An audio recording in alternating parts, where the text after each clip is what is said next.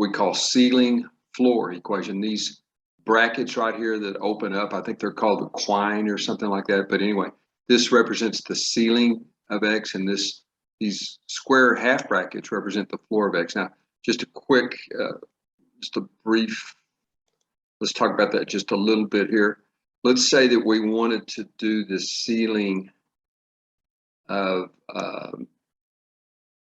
3.2. Okay, ceiling of 3.2. Now that's just what you think ceiling means. It means to elevate up, and so that would be equal to 4. There's no rounding here. You're literally, it's not like you're rounding because it's 3.5 or something like that. You're just pushing it up to the next integer. That's why they call it the ceiling function. Now, if we did the floor of that very same that very same number, excuse me, we did the floor of that very same number, 3.2. Is that visible there? There's a decimal there. That's equal to 3. So again, y'all, the notation is these type of braces here, these square brackets, connote the floor of any number. Now notice the floor, if this was just 3, the floor of 3 would be 3. So the floor of any natural number is going to be the number itself, and the same with the ceiling function. But again, this is ceiling notation, this is floor notation. Okay, now let's clear this out. Get started. Now, so folks, what we have right here is, again, it's a combined ceiling floor function. And so what we're going to do is just check at some particular values. Now you notice that when I checked at x equals 0 right here, we got that the left-hand side we have 0. If you look at the left-hand side, and the right-hand side you get 0 equals 7, right? Again, that's just substituting 0 everywhere you see an x. Okay, so that's clearly not going to work, right? Now we get a little closer. If we put in 1, we actually would get 2 equals 5. Okay, 2 equals 5. And again, y'all, I'm just talking about the left-hand side of this equation and the right-hand side of this equation. We're substituting numbers in, and we're trying it to integers because that's what floor and ceiling functions do. They return integers. Now, finally, if you try it out for 2, you see how quickly the exponential function or the cubing function is growing. If you try it out for 2, you get 10 equals 3. All right. So you see what that tells us. You see how it changed. For x equals 0, the left-hand side was smaller than the right-hand side. For x equals 2, for x equals 0, the left-hand side was smaller than the right-hand side. For x equals 1, the left-hand side was smaller than the right-hand side. But then when we went to 2, we see how quickly x cubed is growing. We got that the left-hand side was actually bigger, right? So you see the conclusion here is any possible solution. We're not necessarily saying there is a solution, but any possible solution would have to be between this 1 you see right here and this 2 right here, because that's when it changed. That's when the cubing function caught up with the decreasing minus 2x plus 7 function. Again, this function right here is a decreasing function, and then x cubed is certainly an increasing function. So this is, we know that if they're going to touch each other or intersect each other, it has to happen in this interval 1, 2. Okay, let's clear this out. Now, so let's take a look at our approach here. Now, one thing that happens very nicely, now that we've made this conclusion that x has to be contained in 1, 2, in other words, if it has a solution, it'll be a number between 1 and 2. If this equation has a solution, it'll be a number between 1 and 2.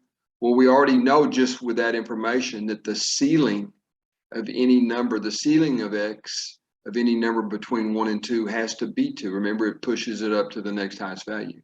So just like that, this equation here, x cubed plus ceiling x equals to this right-hand side, we can replace ceiling of x was equal to 2.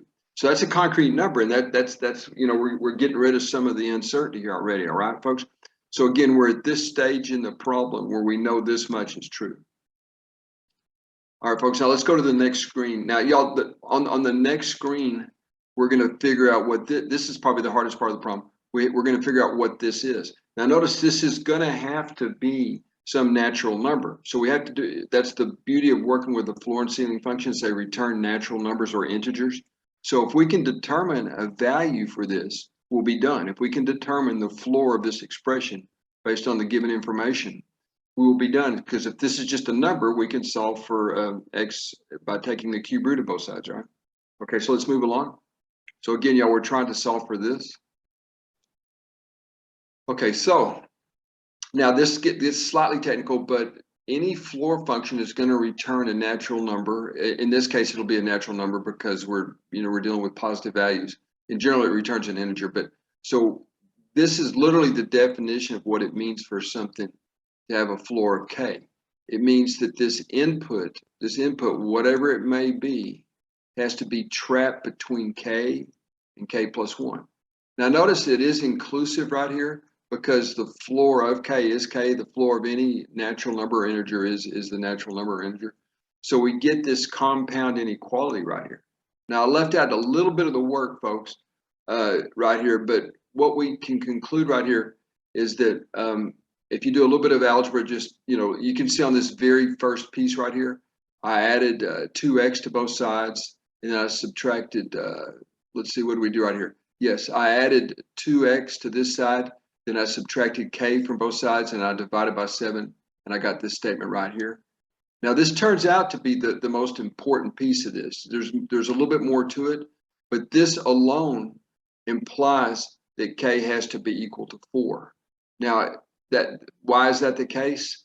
Well, remember, we know that x, and again, I didn't keep this all on the same screen, but we know that x itself has to be less than 2, right? In other words, let's go back.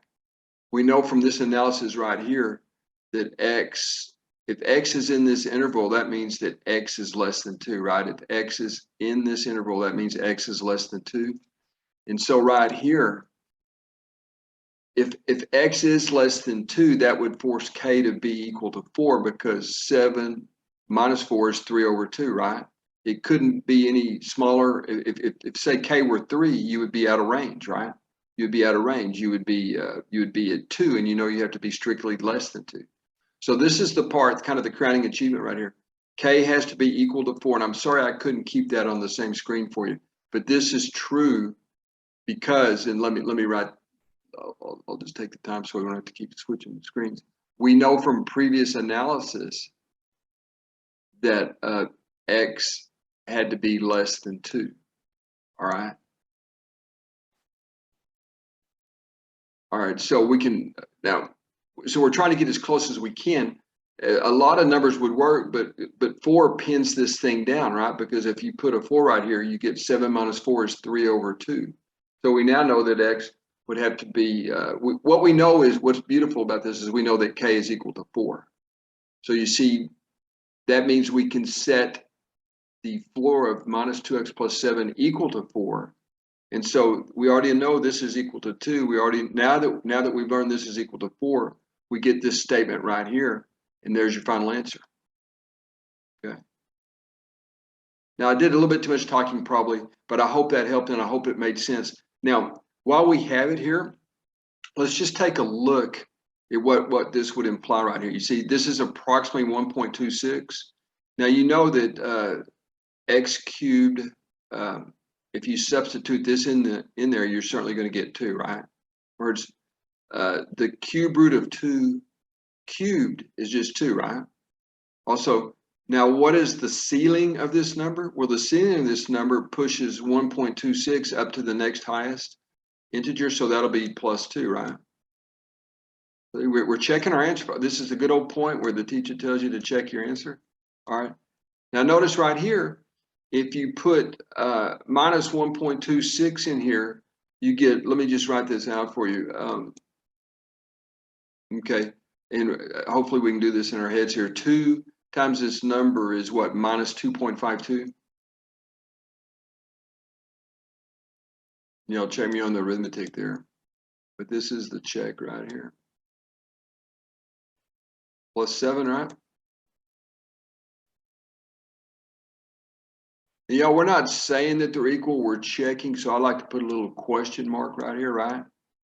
We're actually checking if this is equal. I'm not asserting it's equal. We do know the left-hand side is equal to 2 though, right? Now notice right here though, this is equal to, fortunately, that is what, 4.48, right? So by a hair, well, not by a hair, it's because you're not rounding, but 4.48 does have a floor of 4. So you see, we know right now that is the answer. All right. And y'all, that went a little longer than I wanted it to, but hopefully I got the points across. Hopefully I didn't make too many mistakes. Hope you guys enjoyed it.